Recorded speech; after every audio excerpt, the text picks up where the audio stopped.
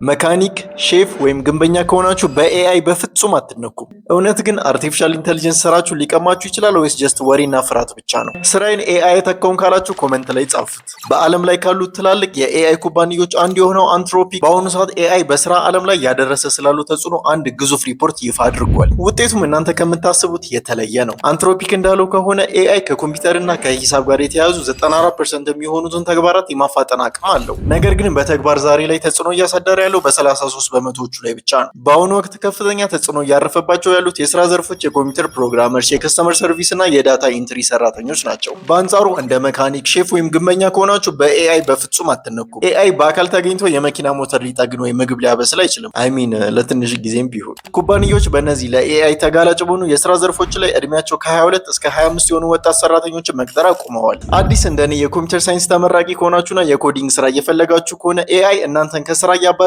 ሰው ሊሰጣችሁ ይገባ የነበረውን ቦታ ቀድሞ እየያዘባችሁ ነው። ሀሳባችሁን ኮመንት ላይ አሳውቁ። ፎሎ ናፊያድ ፒስ አውት።